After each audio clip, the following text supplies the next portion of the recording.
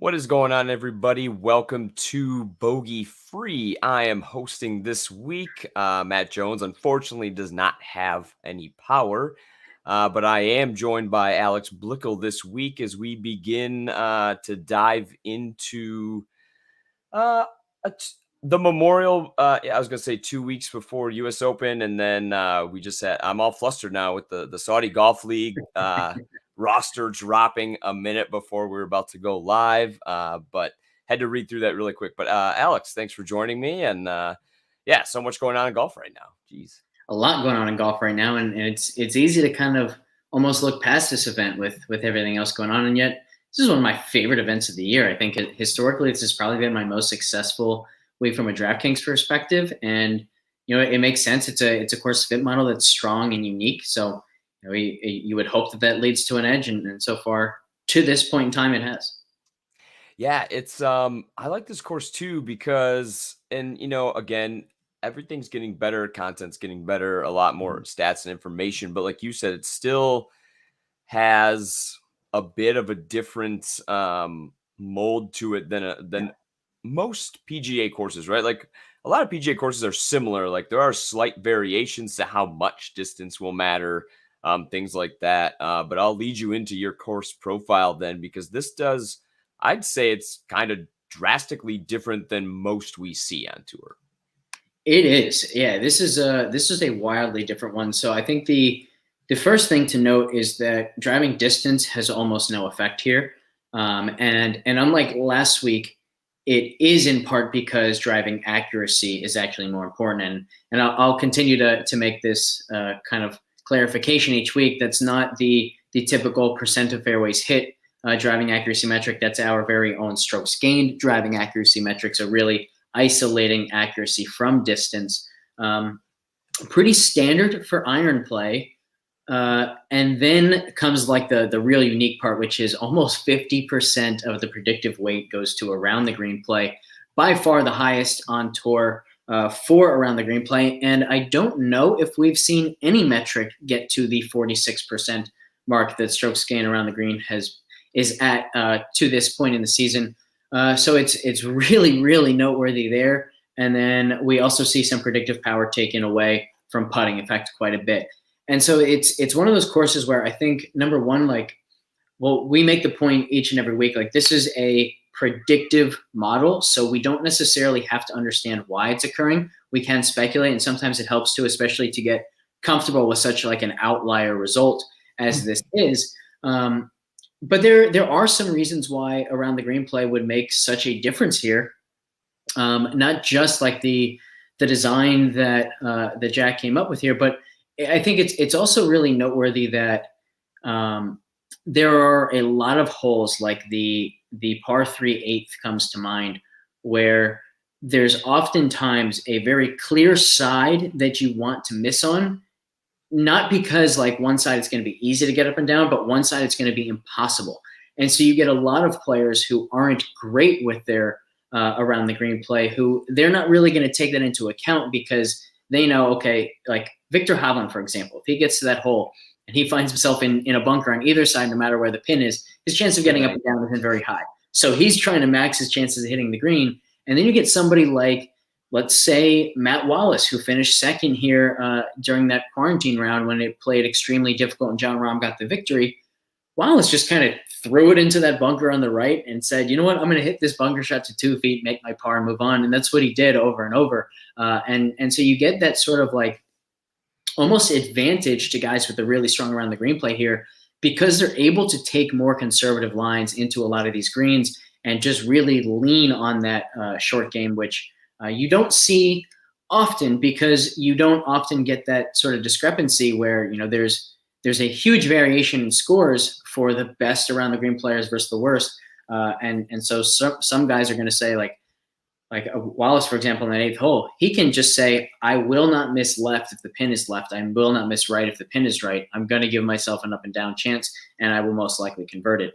And other guys just aren't able to do that. So I think that's a big part of it. And then I'd also say I think there's a decent chance that around the green play is taking some signal from putting, because this might be a course where the undulations of the greens make it so that it's like one of the very few places where it's not just about the distance you leave yourself, it's what kind of putt do you leave yourself. One of my absolute favorite statistics in all of golf is that the best PGA Tour pro from 6 feet makes fewer of his 6-footers than the worst putter on tour from 5 feet makes 5-footers. Maybe that's not the case here. Maybe this is the outlier and there's some signal there. The final note I'll make is that I think like if you told me that there was a model that said 46% goes to around the green play, I would guess that it was a weaker model. And the model was basically saying, we know there's signal from around the green play. We don't know much signal, and we just can't detect much signal anywhere else. So that has a big weight, but understand that this isn't the most reliable model. It's not the case this week. This is a very strong, very high predictive power model.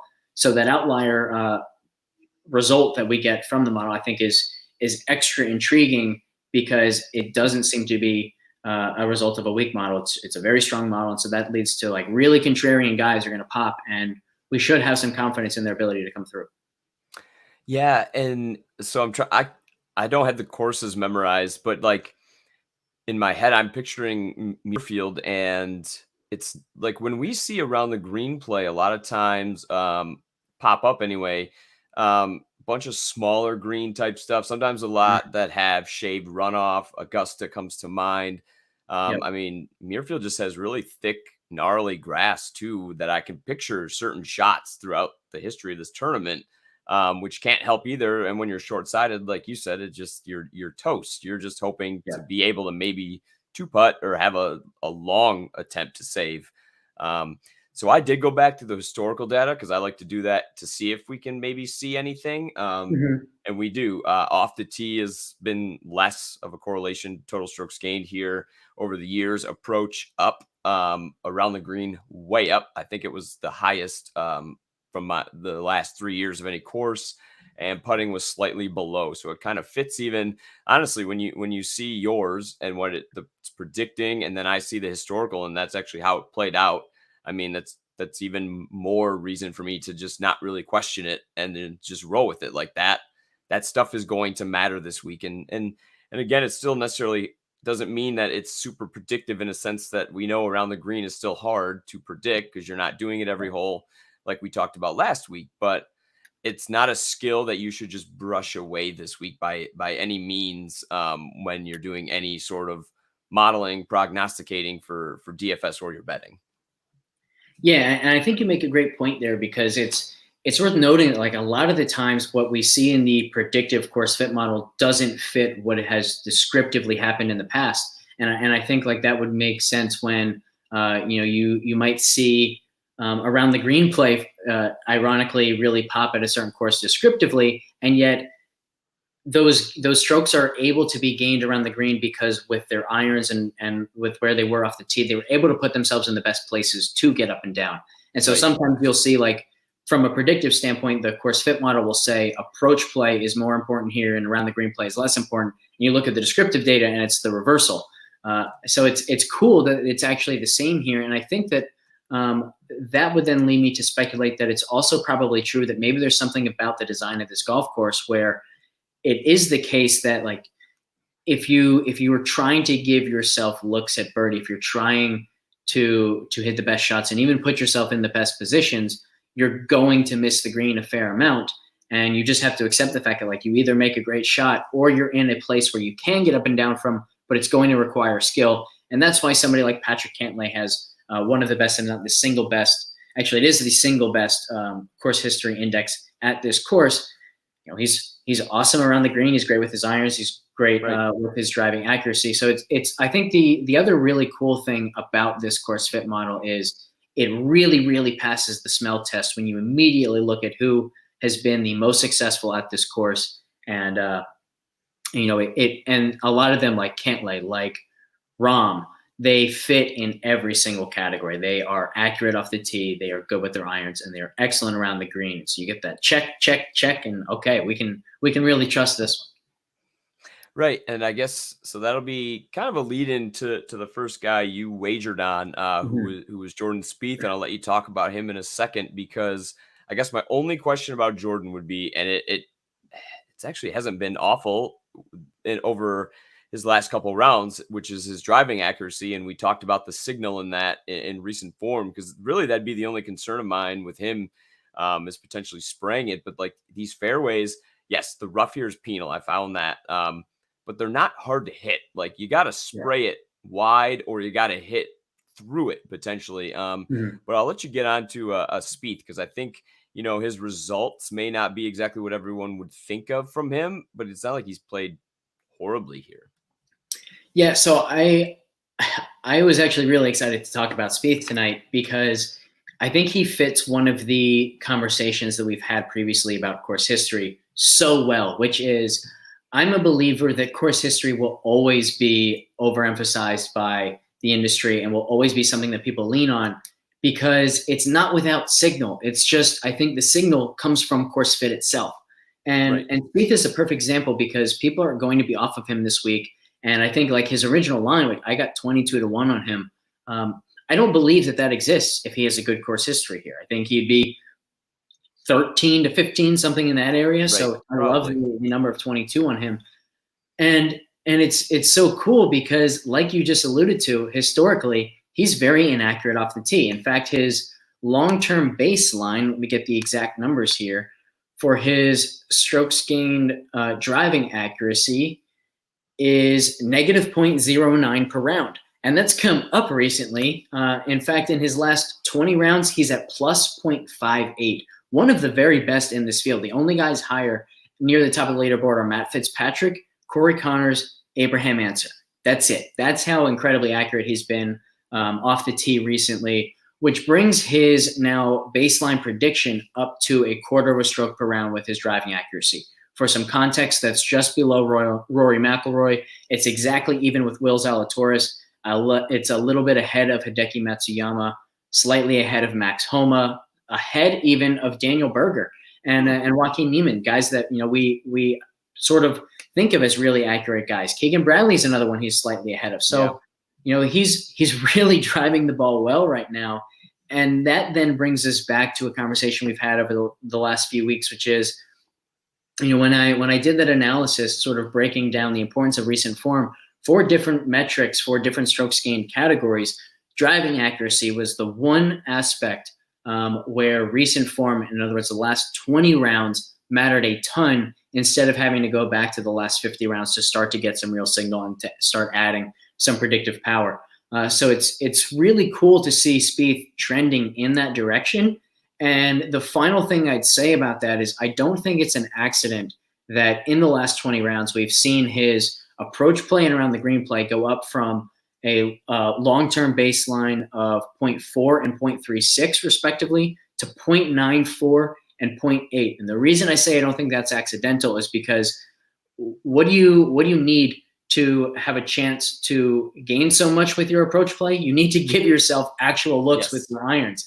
And finally, Spieth is doing that for himself. He's giving himself as many chances as possible to actually gain in what is probably his greatest talent, and what was even his greatest talent at his peak. Even though people want to say it was putting, it was his iron play, particularly the distance. Ball striking, So now he's not trying to play heroic shots under trees and over trees out of the deep rough or out of fairway bunkers on every single hole. He's giving himself a lot of looks where he can just take advantage of that skill. And so I really don't think it's accidental that we've seen such phenomenal iron play from him recently.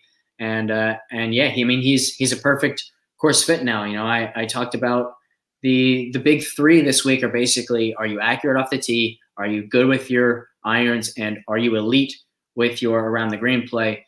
Spieth is actually second in my baseline around the green projection. Only Matt Kuchar is ahead of him.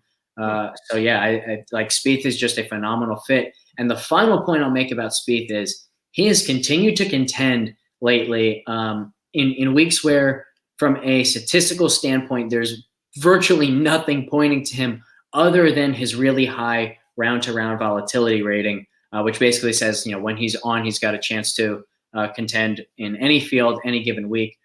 Finally, he actually has the course fit expected strokes gained to rival almost anybody. He's fourth in this field in that metric. So yeah, if I thought that he had a chance to contend in other weeks when statistically he was way behind the other best players in the field, I better be all over him at a number like 22-1 when he's finally projecting as one of the very best in the field. Yeah.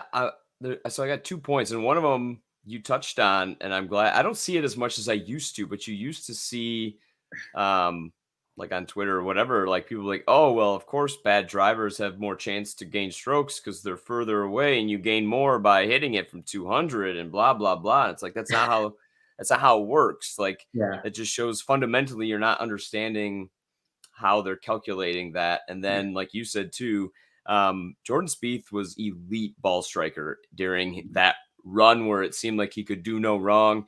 And obviously, when you're playing well, better things happen to you. Like, yeah, we call the magic bean syndrome and things like that. But like, when you're a good golfer, you get luckier. Like, and when you're not, you seem to get worse luck. Like, that's just how it happens. That's just how it goes in most sports. The better you are, the more luck it appears you get. But like, you create your own luck in a sense. But yeah, he was elite back then in ball strike. Like, if you go look at his off the tee numbers, compared to the rest of the PGA Tour, he was in the top 10. Like, it wasn't only, he wasn't just rolling in 30 footers every other putt and like, oh, what is this guy doing? Like, people forget that. I don't think it's the open putt like he drained and told his caddy to go get. Like, this image of him just rolling them in, and he was a great putter. Don't get me wrong. Yeah. Yeah. I think you're completely right about that. And I'd also say like the other reason why I don't think people realize quite how good he was with his ball striking is just because when you're watching an event, like you don't really notice when the guy just hits it 290 down the middle over and over. Like that's right. Not the thing we go, wow, he's just so damn good at that.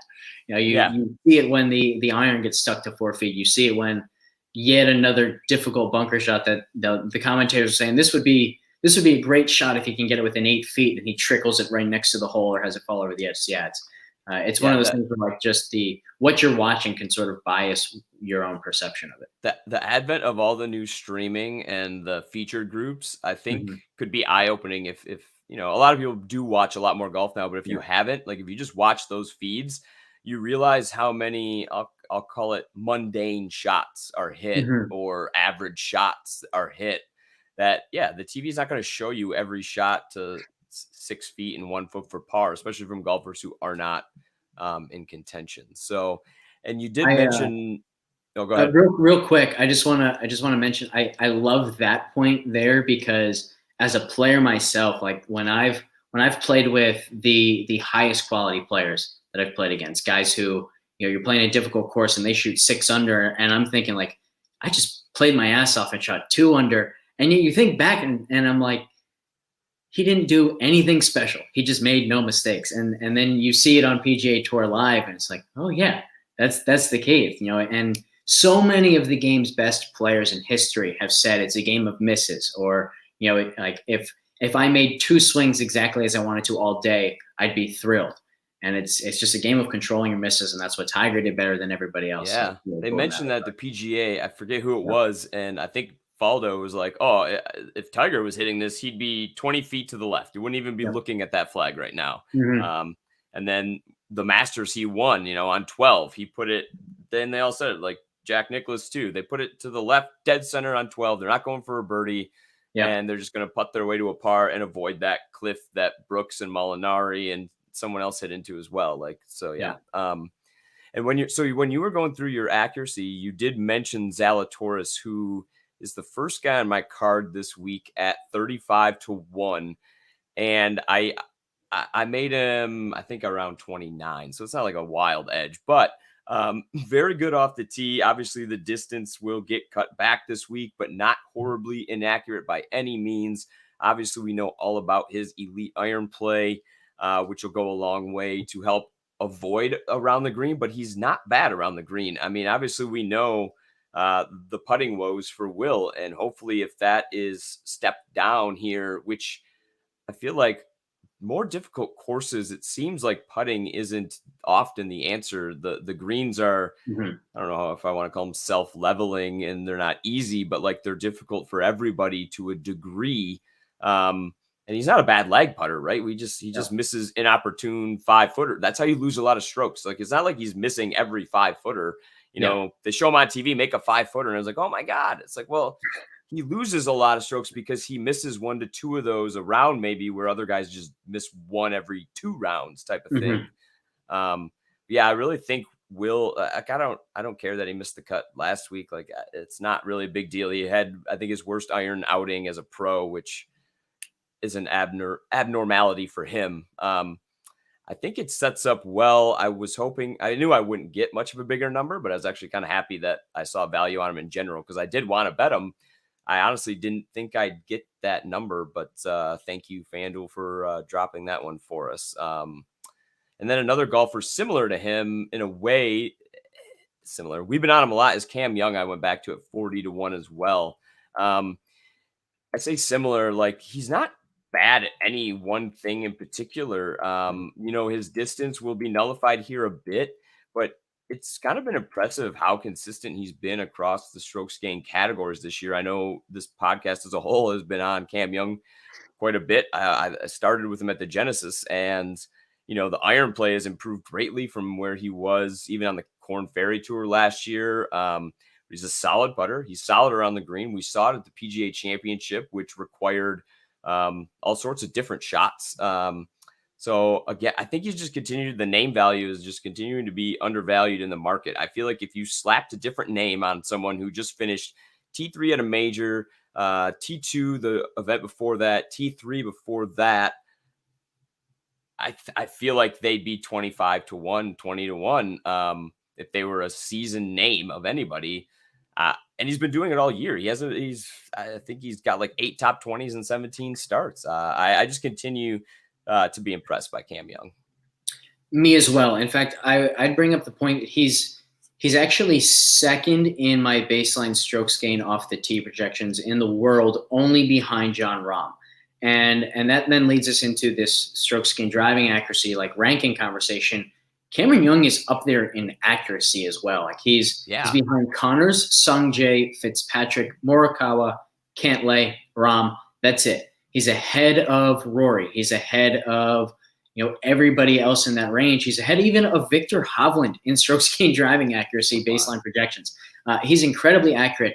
And that actually leads me to a question for you, because I was asked this earlier this week, and I know my answer, and I'll tell you the answer I gave, and I'm curious if you agree with it. When strokes gain driving distance shows no predictive value, I was asked, do I then penalize guys in the projections if they are long? And I think my answer is, it depends on how accurate they are. For example, I think that, if for example, you look at someone like Bryson, who his baseline numbers are plus 0.62 driving distance and negative 0.17 driving accuracy, yeah, I would penalize that a bit, because his baseline talent is coming from a lot of courses that do reward distance a hell of a lot more than Muirfield Village does. However, someone like Cam Young, who's so accurate off the tee and is benefiting from that accuracy, I feel like in that case, distance can still really help him, because he's still able to do what he has to do accuracy-wise, and then that distance just becomes a cherry on top and does help. So I think the answer is that it's something the model can't really capture, but it's almost like there's an interaction going on between the distance and the accuracy, which is, if you are very accurate, distance can still help you. It's just that the model can't see that, because the far more overpowering effect is that you have to be accurate here. I'll say no, I do not penalize them for being long. However, I've also never found a course, when doing all this research, that said distance is a negative. It's simply this course doesn't reward it as much as others. So sure, I wouldn't say I'm penalizing them necessarily for being long. I'm definitely not giving certain golfers an extra advantage this week. Like, I'm not bumping them. But I don't take anything away. And especially at, some of these courses take distance away through clubbing down as well. So, like, their distance is just not as advantageous on as many holes. Like, still on the par fives, it's better to be long, and those are scoring holes, especially if we're talking DFS or some sort of prop betting for birdies or such. I definitely wouldn't penalize them there. But in my model, I do not specifically tag for negative long drivers. But if Mhm. they're not accurate per an off the tee type projection, not just fairways, although I guess if you have nothing and you have to use fairways, at least try to find it where it's rated versus the field. Mhm. Um, but yeah, I more or less, like you said, if they might not get as much of an advantage due to, but yeah, I wouldn't say it's specifically due to distance. So I would never knock someone for being long, but at a course like this, if you're only long with no accuracy, like your Bryson example is good too, because he can just get wild and you don't even know where his frame of mind is. He might be attempting angles that we don't know and get himself Yeah. in even more trouble at a course that we know trouble is lurking at. And I'd be wary of that with a golfer like him, or someone who literally is just all like Camp Champ would scare me a little bit. um, Mhm. Things like that. Where again, I don't even know, it's not necessarily the distance. It's just when you take that away, they don't have any true accuracy to kind of make up for such an advantage that they have in a baseline rating. Yeah. So I'll clarify what I meant by penalize, because I think that this clarification will then lead into my final pick, my only other outright bet this week in Luke List, which is, I don't mean penalize in the sense that like the longer they are, the lower projected they'll be. What I mean is, Okay. like, so for example, in the baseline strokes gained um, projection, Cameron Young is at 1.23. So will that baseline number be hurt because he's long and this course has no predictive value? The answer For might me, be yes, no. but there I'm saying like Yeah.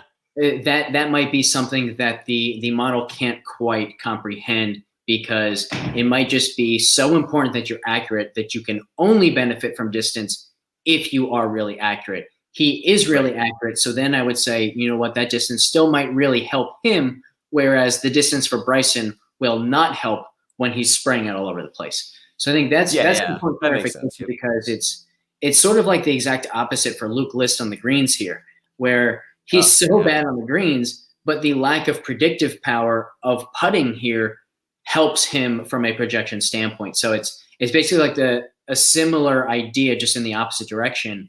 Um, Yep.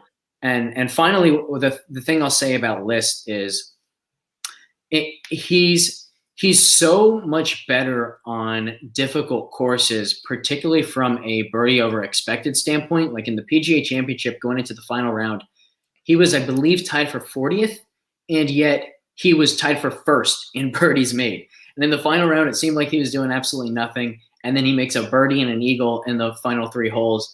And all of a sudden, he's like, I think he finished maybe 35th, 36th, something like that.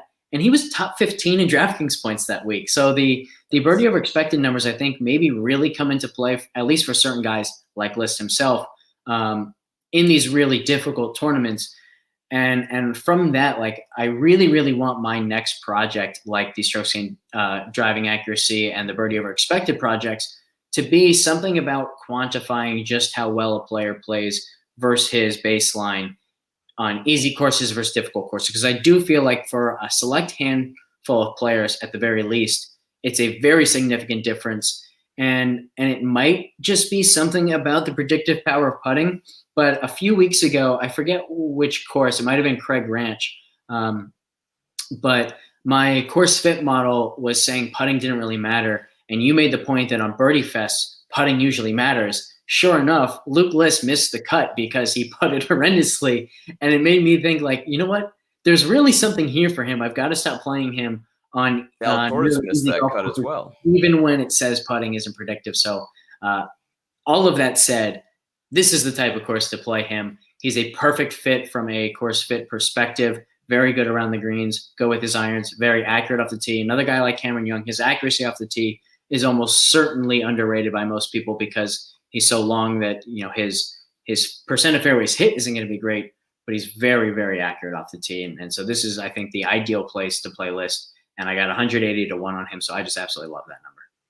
Yeah, absolutely. And I'm glad you brought that up, because like Zalatoris missed that cut as well. And that's Mm-hmm. particularly, I think, who my comment was about, with how expensive he was and in the Yep. market. It's just, Yep. I can't see him like missing those 2 5 6 footers. Like that's two strokes that most of the rest of the field's going to hit on an easy putting And like you said, it'd be very interesting. It's been a long time since I looked into it, and I feel like I maybe should go back because I feel more comfortable now with statistics in golf and looking at things, because I kind of looked at it as a very broad birdies and bogeys type easy scoring study I Mhm. did way back, and there wasn't a ton of signal, but there definitely was in Birdie Fest. Guys who just don't make a lot tend to Yeah. struggle in those particular. It doesn't really hurt them elsewhere or on hard courses. Birdie guys actually don't seem to be that hurt, but it was in particular the low scoring, easy affairs where you need to be just rolling in putt after putt. So that would be something interesting for me to go back to. So I'll finish off with my two really quick on Corey Connors. I got him at 60 to 1. So it's kind of just a value bet because even after adjustments and everything, uh, with Connors, the issue is his volatility that we talk about. Like he's not actually that bad of a putter as he still has that reputation because he Yeah. was, but he hasn't been for almost 2 year or year and a half at least. But he doesn't have those go low putting rounds. Like he isn't bad, but he just never can roll enough where he needs to win to get over that hump. But at 60 to 1, I kind of had to take it per my number. It's just one of those bets that we make sometimes with a low feeling about winning. Hey, but sometimes they win, right? And Yeah. then I went back to Mito. I went back to him last week too for positional wagers, and actually Mito used to be similar to Connors in a sense of his number or his volatility. Like although he was doing well, he just was missing those super low rounds, and he still might be, but he's just playing very good golf right now. So they're both similar to me. They're similar players too in a way, Mito and Connors. But I just made their numbers slightly lower. So these guys, and I didn't really buy the narrative of Mito being dejected and yada yada. Like, yeah, I'm sure he was sad. I watched the interviews, and that's honestly why I was fine going back with them. Like he Mhm. seemed to put it into perspective. You can be sad, you can be upset, but he seemed to have he didn't seem broken. Right. And that's the same reason I'm not still worried about. I mean, he played fine last week, so we're back on Mito, and we're back on Corey Connors, who I think are very similar players who just need to find that one more go low type putting round for both of them, really. Yeah, I really like the Connors bet. He checks two of the boxes. He's extremely accurate off the tee. Yep. Really, really good with his irons. The around the green play, just a long baseline projection of 0.02 per round. But Yep. it is worth noting that he's up to 0.14 in the last 20 rounds, which my analysis basically said that we can't lean too heavily on that, but at least it's a sign, right? Like, so we Yes. had something there, and to your other point, like he's gained a quarter of a stroke per round putting in those last 20 rounds. So yeah, he's definitely not deserving of the reputation that he still has on the greens. Really, really like that number for him. Love that bet. Yeah, I'm really bad about using him as an example too. Like it's just like in my brain that bad putter Corey, and like you said, really it should be Luke List. Like Luke List is Yeah. the guy that I should be trotting out there when I'm talking about horrible putters. So And Keegan Bradley. yeah, Those are oh the two. yeah. Those are the two. He was close to a bet this week. If you go over to the bet tracker on FTN Bets, we'll give you a freebie there. He is a positional wager. I did not pull and that's where honestly Mito and Connors are great positional guys, and I bet them a ton throughout the year as positional wagers because they are consistent. They make cuts. They don't necessarily screw up a lot, but that also prevents them from winning. So it's hard to do like a study on aggression, but I kind of Mhm. view the volatility. Not always, like some guys are just bad. But I think part of it has to do with probably being a little bit of aggressive on the course causes some of that volatility, right? You're getting more birdies, Mhm. but you're gonna make a double here and there. You're gonna have bad rounds. So I don't know. That's a Yeah, I agree with different that. I agree discussion, completely. but Mhm.